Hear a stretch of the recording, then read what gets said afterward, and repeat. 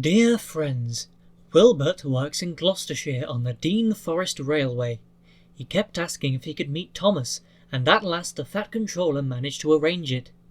The visit was not without its mishaps, but I know that Wilbert enjoyed himself. We hope that you will enjoy the stories of his adventures on the island of Sodor as much as the other engines did. The Author.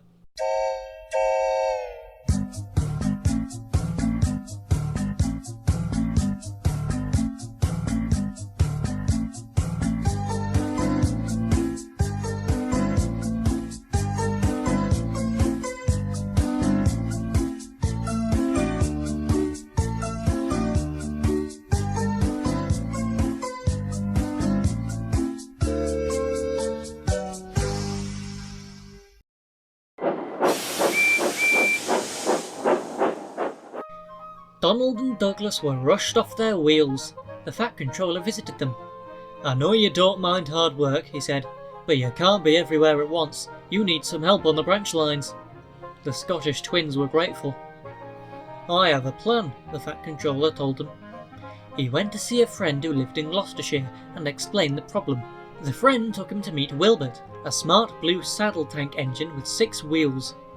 "Your owner says you could come and help me for a while," the Fat Controller told Wilbert. "Would you like that?" Wilbert was delighted. "Yes, please, sir," he said eagerly. His line in the Forest of Dean was short, and he was delighted for the chance to exercise his wheels.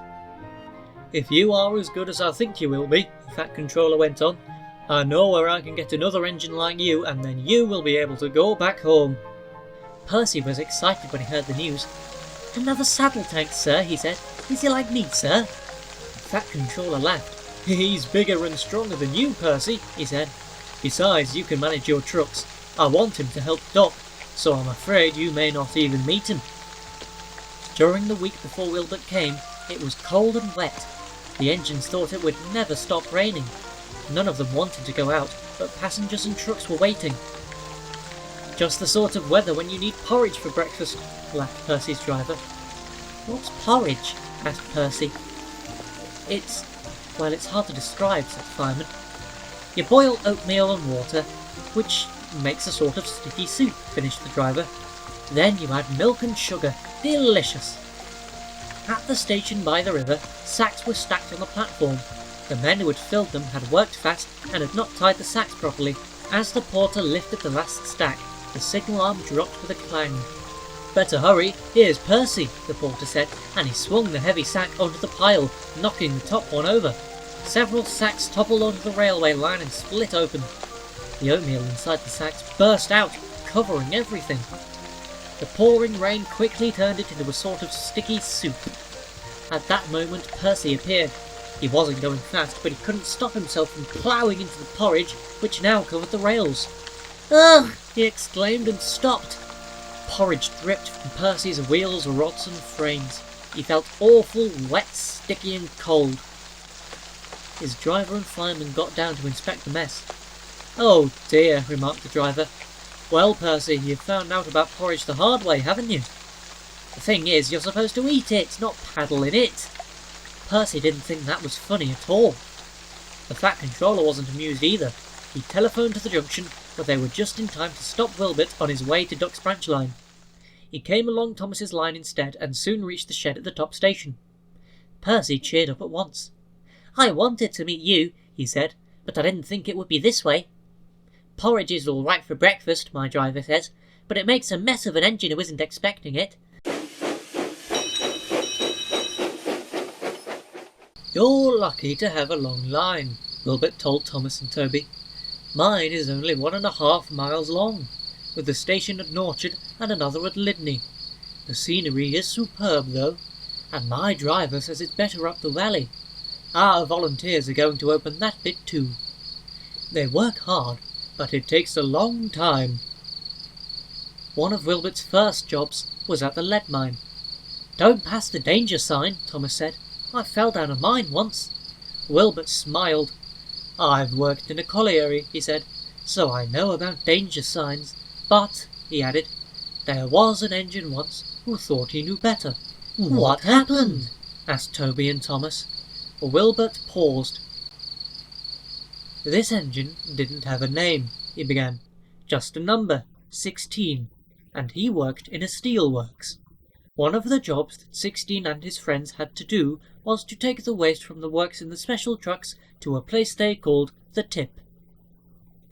Well," went on Wilbert, "16 got tired of always stopping in the same place. He tried to go further, but his driver always prevented him. The other engines tried to stop him too. 'If the notice says danger, you shouldn't pass it,' they said. 16 paid no attention. 'Don't be stupid,' his driver said. 'We mustn't pass the notice, or goodness knows where we shall end up.' But 16 wanted to know. 'Puh,' he scoffed. 'I can take care of myself.' One wet day 16's chance came. The rails were slippery, and when his driver tried to stop, he couldn't. You see, 16 had asked the trucks which were in front of him to carry on past the warning sign. They did, and their momentum pulled 16 with them. 'You silly engines!' scolded his driver. 'Wasn't my fault,' muttered 16 sulkily. 'It was those trucks.'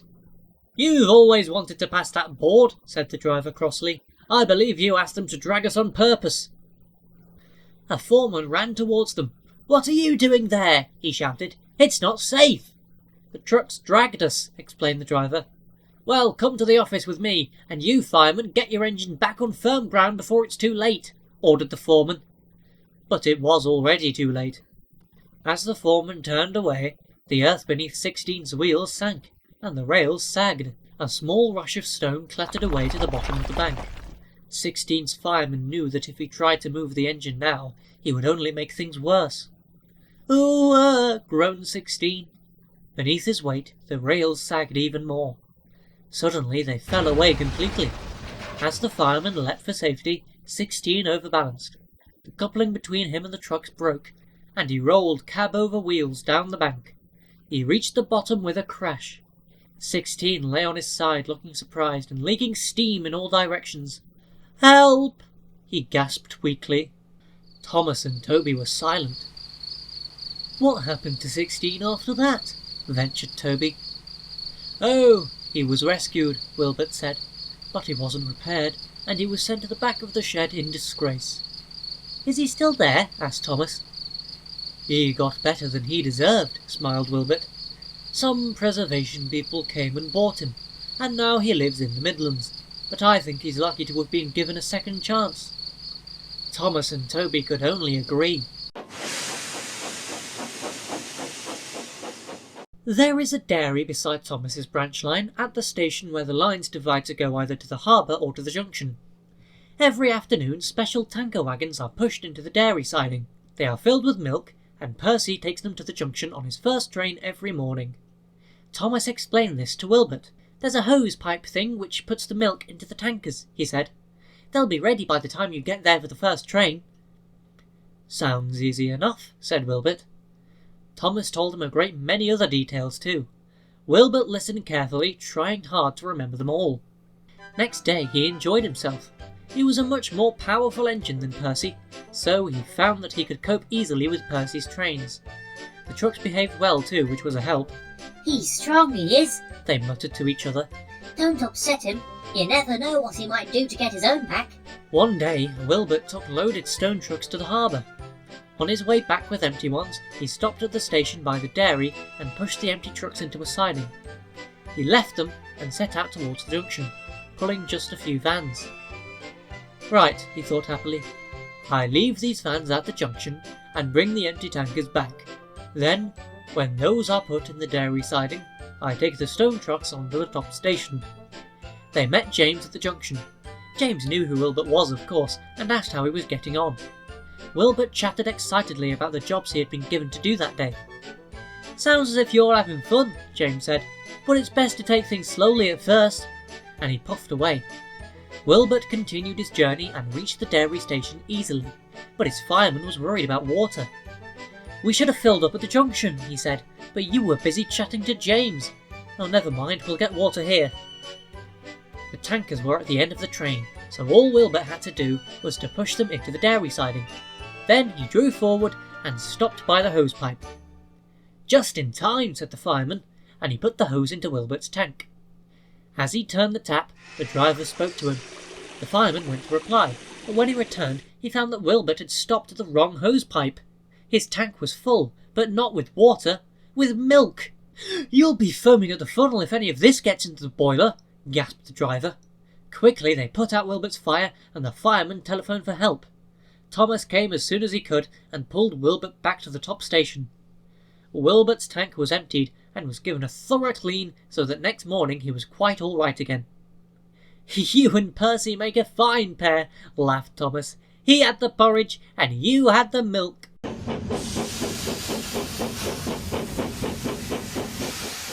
As soon as Percy came home, the Fat Controller came to see Wilbert. "You've done well," the Fat Controller told him, "apart from drinking all that milk." Wilbert looked abashed. "I'm sorry, sir," he said. "It's all right, Wilbert," smiled the Fat Controller. "A mistake any engine could make. But now Percy is back, you can go to help on Duck's branch line." Wilbert puffed away. Percy and the others were sorry to see him go. Duck and Oliver made Wilbert very welcome. Duck let him travel in front of his next train so that he could see what the line was like. Wilbert enjoyed this, but found running beside the sea very different from his sheltered valley in Gloucestershire. Next day he began regular work. During the afternoon he took some ballast wagons to the loading dock beside the small railway. Rex, Bert, Mike and Jock were delighted to show off their station to a new engine. Like the other trucks, those on Duck's line decided that they had better behave too. Donald and Douglas had kept them all in order, but Wilbert made sure they didn't forget what the twins had taught them. One day, Wilbert was at the ballast loader. As he tried to pull some full trucks away, there was a loud crack, and he shot suddenly backwards. The fireman got down to look. "The coupling gear on the wagon has pulled away," he said. "Now what?" Beside them, watching with interest, was Bert. "I pulled a train that was glued together once, when one of my couplings broke," he said. "We need more than glue here," said Wilbert's driver. Then he noticed a coil of signal wire lying beside the line. "Could we do anything with that?" he asked. "Never move the train with wire," objected the fireman. "But what about just one truck?" suggested Wilbert. "I bet I could pull one truck with wire." "Brilliant," said the station master, who had come to see what was wrong. "I'll go and tell the signalman what you're doing. Let me know when you're ready." The fireman wound the wire round the truck's buffer beam, leaving long loops. These he twisted into a rope, making a small loop at the end, which he fastened to Wilbert's coupling hook. A shunter uncoupled the front truck from the rest, and at last everything was ready. "Right, Wilbert," said his driver. "Gently now." He opened the regulator very carefully, easing Wilbert slowly backwards. The wire tightened, stretched, and held. Slowly the truck followed Wilbert out of the siding, and he could then push it into another out of the way. Then he went back to his ballast train. This time there was no trouble, and he reached the big station late but safely. By the end of his stay, the Fat Controller knew that an engine like Wilbert was exactly what he needed. "I am delighted, Wilbert," said the Fat Controller. "Please take our best wishes to your friends in the Forest of Dean. We hope your line there will be as successful as your work here." Thomas, Percy, Toby and Daisy came to the junction to see Wilbert off, and whistled cheerfully as he passed. Called Wilbert. "I've had a wonderful time, but I'm looking forward to getting home. Goodbye, and thank you." And with a whistle, he rounded the curve and disappeared into the tunnel.